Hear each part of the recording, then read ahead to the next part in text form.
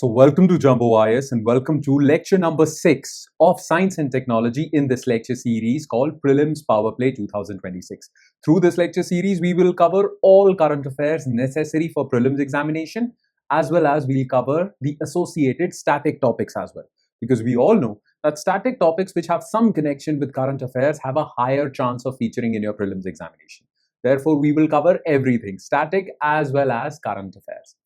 Now, you all know that we are continuing with science and technology portion of this lecture series. And within science and technology, we started with defense technology. In today's lecture also, we will continue with defense technology.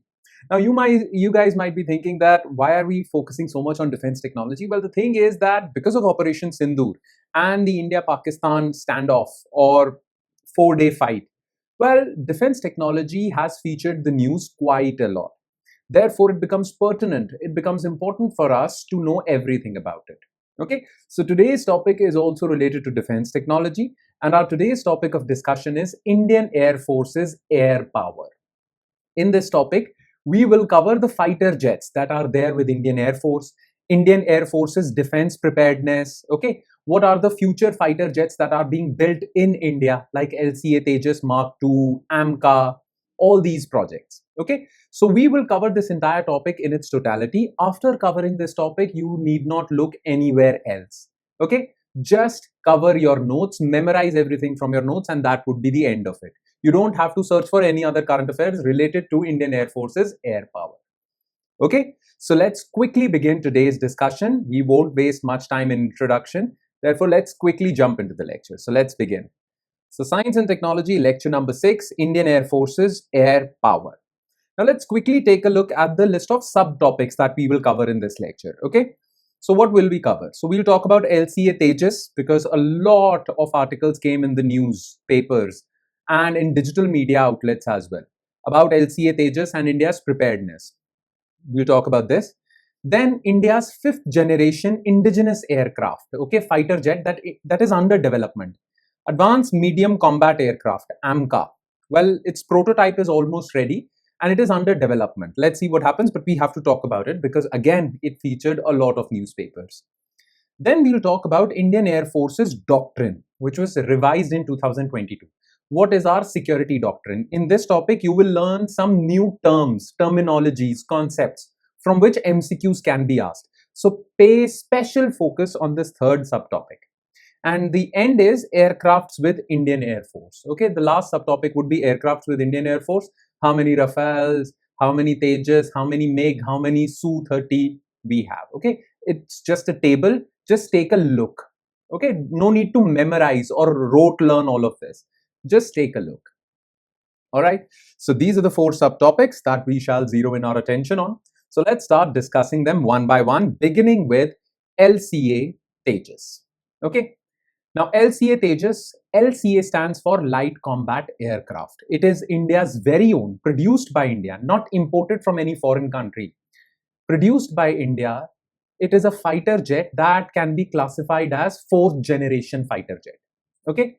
Now, LCA Tejas project was launched to replace the aging MiG-21s. Okay. Now, MiG-21s have been recently retired and LCA Tejas is going to completely replace all of that. Yes, LCA Tejas has been a little controversial, especially after the debacle at Dubai Air Show. And there have been some crashes that have been reported with respect to LCA Tejas. But as per experts, it is a fantastic aircraft, fantastic fighter jet, and India is going to improve from here. Yes, LCA Tejas has certain shortcomings, but we will improve upon them, upgrade it, and we will produce a world-class fighter jet. Now, as UPSC aspirants, what is important for us to know? Well, certain key details about LCA Tejas. It is important for us to know whether it's twin engine, single engine, what is the speed, what is the range, all of that, okay? And which agencies designed it, produced it, all of that. So let's quickly cover this subtopic called LCA Tejas. Let's begin. So Light Combat Aircraft, LCA Tejas. This is how it looks. Remember, LCA Tejas has 3 variants, okay? So Tejas Mark I, this is currently operational, okay? Then Tejas Mark 1A. This, well, has been tested but has not been delivered yet to the Indian Air Force. There are some delays in its manufacturing. The recent estimate is that it will be delivered in early 2026. And another fighter jet which will be equivalent to Rafale, French Rafale, would be Tejas Mark II, because it will be 4.5 generation. Nonetheless, there are three variants of Tejas, but we'll mostly focus on this Mark 1, which is currently operational. Okay, so this is how it looks stylish, and yes, there are certain shortcomings, but we'll ignore some of those shortcomings. Okay, so yeah, about LCA Tejas. So LCA Tejas is India's indigenous lightweight, that's why it is called light combat aircraft. Being light allows the aircraft or fighter jet to maneuver quickly. It's very difficult for enemy fighter jet to catch it in case of a dogfight. So lightweight is good. It is single engine. This is one shortcoming. Okay, twin engine fighter jets have a lower chance of failure. Single engine, well, if that engine gets damaged, then, well, things are not good. Okay, but it is single engine. Multi-role, that means it can be used to fight, launch missiles, disaster, many roles. Supersonic, that means it flies faster than the speed of sound, greater than Mach 1. Mach 1 is equal to speed of sound, Mach 2 is twice the speed of sound, Mach 3 is thrice the speed of sound, and so on and so forth. Okay, so anything that moves faster than Mach 1, that means higher than speed of sound, is called supersonic. So it is supersonic fighter aircraft. Now remember this. Who designed this aircraft? It was designed, the design part was done by Aeronautical Development Agency, ADA, which functions under DRDO. So it was designed by ADA but manufactured by HAL, Hindustan Aeronautics Limited. Remember this distinction, okay? Because UPSC can confuse you.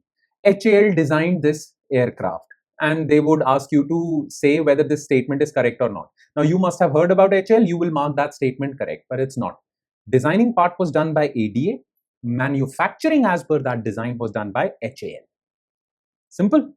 Designed primarily to replace aging MiG-21s in the Indian Air Force, it emphasizes self-reliance. Why self-reliance? Why Atmanirbhar? Because it was manufactured, produced, designed in India. In aerospace technology, with around 60 to 70% indigenous content by value in recent variants. So 60 to 70% of the content in one fighter jet is Indian. Yes, we have certain technological shortcomings. For example, we can't produce a fighter jet engine. So we have to import a fighter jet engine from GE, an American company. Okay, so that is a foreign component, but apart from the engine, mostly everything is indigenous, Indian. Okay, the LCA program began in 1980s to build domestic aviation capabilities with the Aeronautical Development Agency established in 1984. So the program began in 1980s, but like everything else in India, it got delayed, then got delayed, then got delayed, then got delayed. Then finally in 2020s, it was delivered. Okay, now some key specifications which you have to remember. Design and engine. So Tejas features a delta wing tailless design. No need to remember this. Just remember that it uses an American engine, GE F404. Okay, its speed is Mach 1.8. That means supersonic. Its range is 500 kilometers. So once the tank is full, it can fly up to 500 kilometers while fighting. Payload capacity. Payload up to 5,300 kgs, more than 5 tons of weapons can be carried. So it's good that it has such a high payload because these fighter jets have to carry missiles and bombs to attack the enemy. So it has a good payload capacity. It can carry Astra missile, Derby missile, guns, bombs, everything. So very high payload capacity. Okay. Now, variants and status. We have talked about this. Just remember this. Tejas Mark 1, which is currently with Indian Air Force, is 4th generation. Baseline version with 40 units ordered, currently operational, but criticized for 53 shortfalls. So basically, Indian Air Force ordered somewhere around 93 Tejas. Only 40 have been delivered. And this really made our Air Force chief also angry, and he was caught on camera criticizing this. Okay, he in fact spoke to the camera, spoke to a media channel criticizing this thing by HAL, that you are not delivering fighter jets to us, it harms our defense preparedness. He was visibly angry. So this is one criticism. Then another 4th generation, which is an upgraded version of Tejas Mark 1, is Mark 1A. What upgrades have been done? Well, ISAR radar, it's a new type of radar. Beyond visual range, BVR missiles, 62 to 70% indigenization, Indian content. First delivery targeted for early 2026. Now, Indian Air Force ordered 180.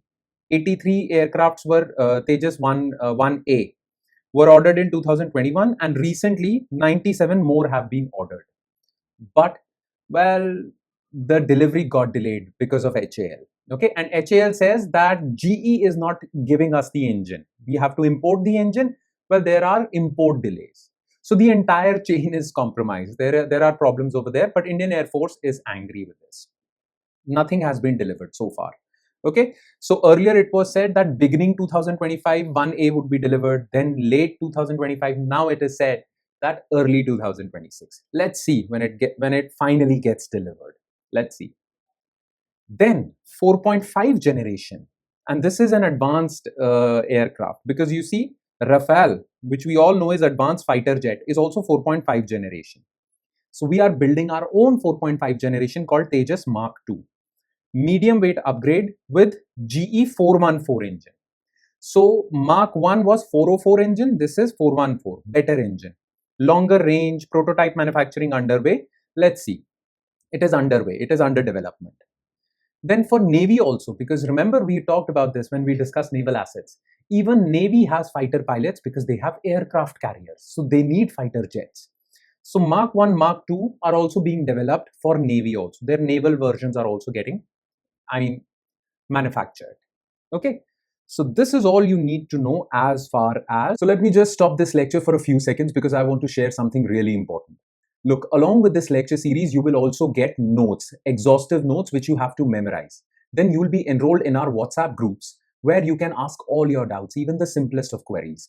And along with this lecture series, you will also be getting a test series, an exhaustive list of tests tailor-made for your UPSC Prelims 2026 examination. To register, to get access to notes, WhatsApp groups, and tests, you would have to register on our app or on our website. The links to both app and website are given in the comment section below. You just have to click on the link and it will take you to our registration page. So register for Prelims Powerplay 2026 because you have no idea how beneficial this lecture series is and you'll just be spending 1 hour of your day. So join now, click on the links given in the comment section below. Tejas is concerned. And now let's quickly shift our focus to another subtopic, a futuristic, ambitious project of India to develop its own 5th generation fighter jet, and that is called Advanced Medium Combat Aircraft, that is AMCA. The short form is AMCA. Now, AMCA is really ambitious because India is going to develop its own 5th generation. Very few countries have 5th generation fighter jets. For example, USA has F-35, Russia has Su-57, Sukhoi 57, China has one 5th generation fighter jet. And now India will enter that elite club of manufacturing its own 5th generation fighter jet. It's going to be really advanced. And because it is so ambitious, that is why it is still under development. Okay, its designing is going on right now. But still, whatever has been decided so far, what are its features and what capabilities it will have, some things that have been revealed by the government so far, we will discuss. Okay, so let's talk about this ambitious project called AMCA. So this is how the initial design looks. It is a stealth fighter jet, which means it won't be caught by a radar, enemy radar. So about this, Advanced Medium Combat Aircraft, it is India's planned twin engine. So it is twin engine, better, remember? 5th generation stealth. Remember stealth? A radar won't be able to catch it. Okay? Multi-role fighter jet designed by Aeronautical Development Agency under DRDO for Indian Air Force and potentially for the Navy. Now remember this, government has not made it clear so far that who will manufacture this. Designing part is done by ADA, but government is saying that we will give the manufacturing to private players as well, not just HAL, because HAL has been underperforming so far and it is being criticized all over. So that is why government said that we want this fighter jet quickly, we don't want any delays. So we will give this responsibility of manufacturing, not designing, to private players as well. And there are many bidders. Indian companies are there which want to manufacture it. Okay. It aims to replace Su-30 Mark I fighters, emphasizing air supremacy, ground strikes, electronic warfare, also jamming the signals, with super cruise and low radar cross-section features. Okay, so it is stealth basically. Development began in 2010 as the Medium Combat Aircraft Program with Cabinet Committee on Security, CCS. The full form is Cabinet Committee on Security. Approved 15,000 crore for this. Feasibility studies completed by 2014, detailed design by 2023, and prototype rollout target for a prototype, a dummy, not dummy, but a prototype, beta version basically, would come in 2029, and it is estimated that this aircraft would be ready in 2035. That's very late, but well, it's a complex technology. These things take time. Okay, and it's an ambitious project. Not many countries can do it. So let's see what happens. Okay, some key features which have been so far revealed by the government. So design and engine. Well, initially it will have GE F414 engine, but India is in talks with French company called Safran, okay, to jointly manufacture the engine. Joint project. So India's DRDO is going to have a joint venture with Safran so that India also gets this technology of manufacturing engines.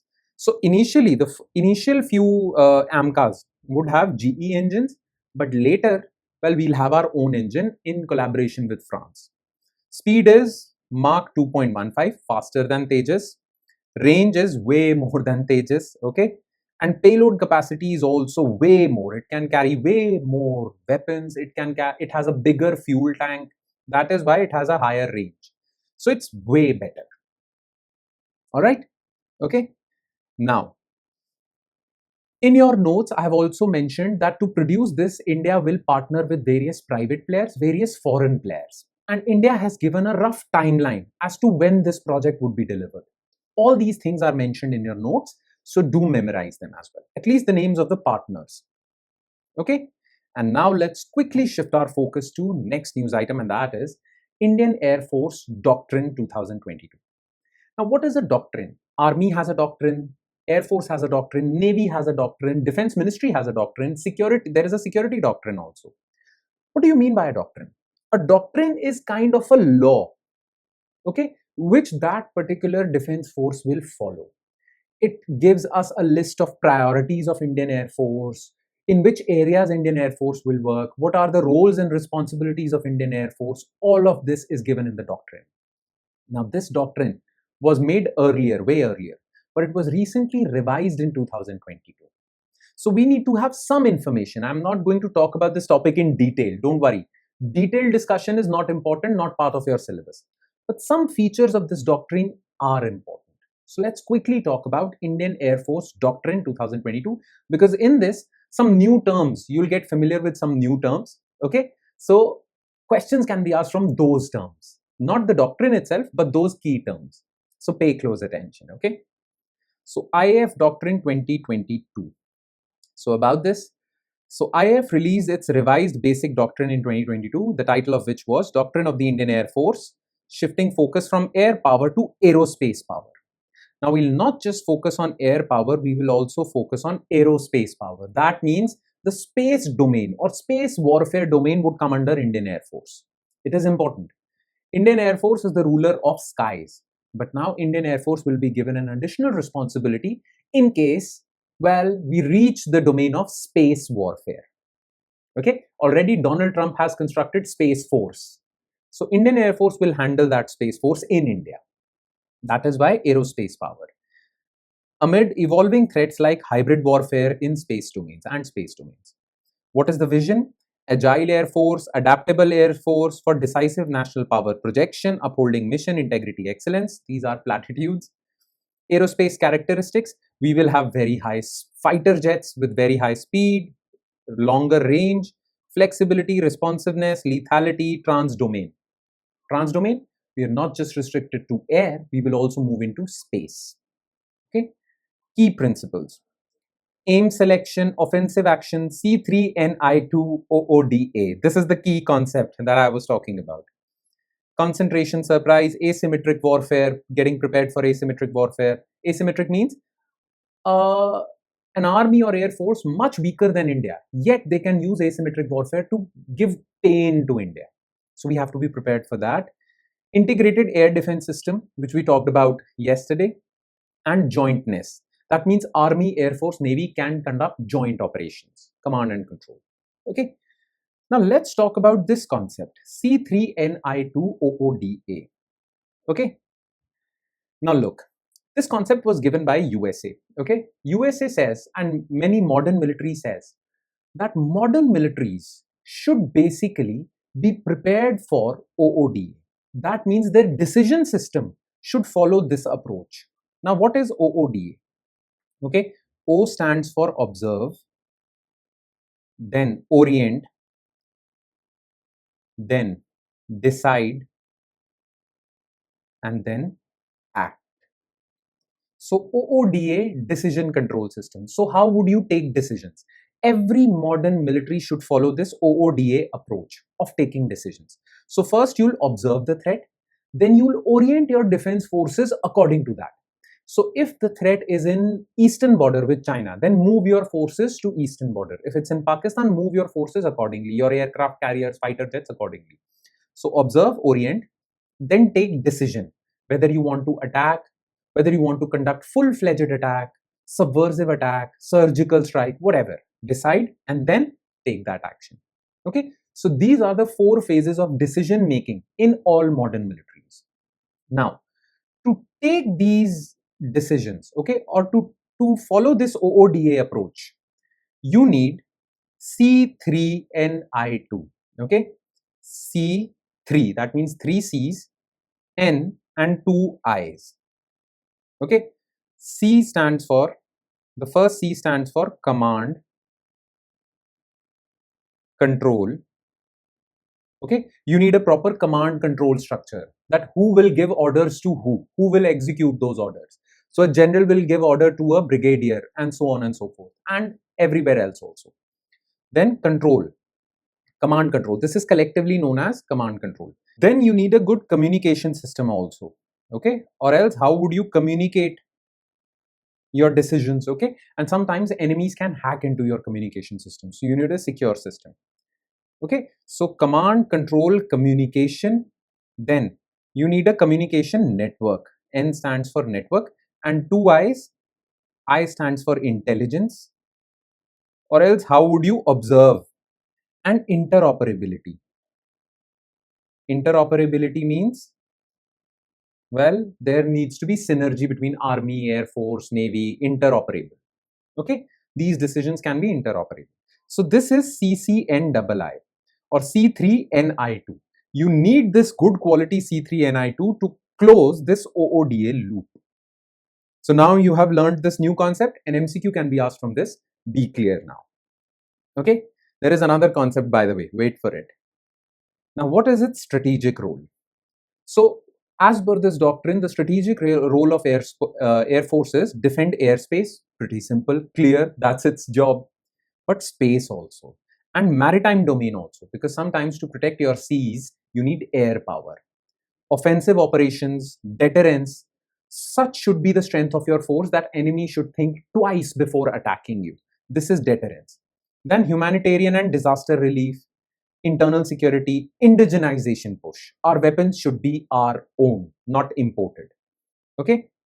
Now, all of this applies to war situation, peace situation, and this is the new concept that you're about to learn, known as gray zone warfare. Gray zone warfare is something in between. When there is a war, it's a full-scale war. When there is peace, it is proper peace. But gray zone warfare is a warfare somewhere in between, like we have with Pakistan. We are not at war, but we are not completely at peace.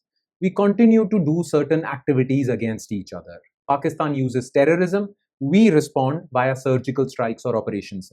Okay, so there is continuous tension. It's not complete war, but there is continuous tension, not complete peace as well. So how should Indian Air Force operate during these times? It is also mentioned in the doctrine. Okay, so this is gray zone warfare or no war, no peace doctrine. So remember this term as well, because it was quite popular these days. Okay, CDS also mentioned gray zone warfare recently in one of his speeches. So a question can be asked. Be prepared. Okay. All right. Now doctrine part is over, but let's talk about IAF's, Indian Air Force's strength.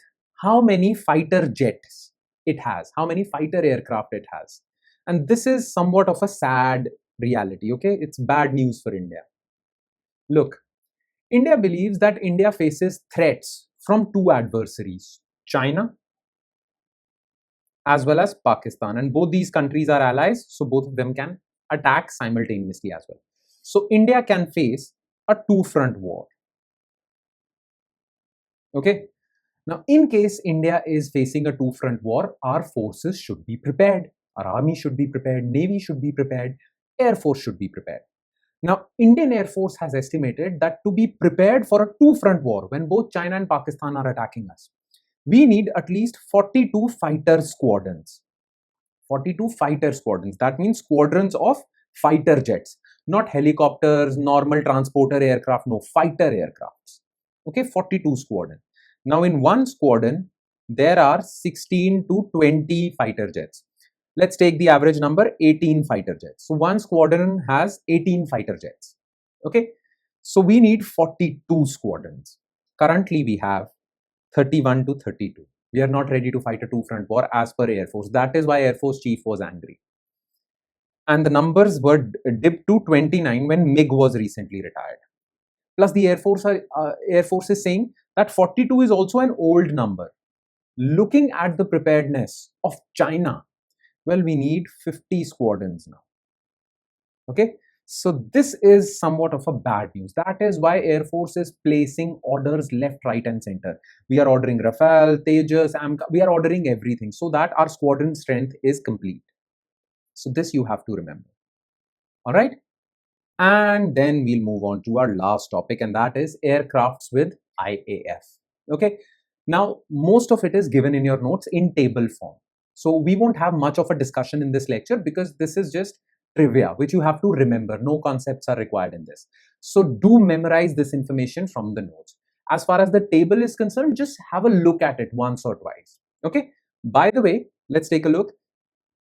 To give you general information, as per the data in 2024, India has 606 fighter jets, around 31-32 squadrons, attack aircraft 130, transport aircraft to transport troops, trainer aircraft, special mission aircrafts, and tanker fleet. Plus, we have 869 helicopters. So this is a figure as per 2024, the latest data. So this image will also be shared in your notes. Do give it a look. Okay. And that would be all. With that, we conclude today's session. So thank you so much for watching, everyone. And I'm sure it has added value to your preparation. But it will add more value if you memorize the notes, ask your doubts in the WhatsApp groups, and you are regular with the tests that are conducted regularly from the topics that we discuss in our Powerplay series. This lecture series is extremely important for you. If you are diligent and consistent with it, well, you just have to spend 1 hour every day from today till your prelims examination and everything would be revised. So take this lecture series seriously. On that note, I'll be signing off with the promise of seeing you again with another topic in this lecture series called Prelims Powerplay. Thank you, everyone.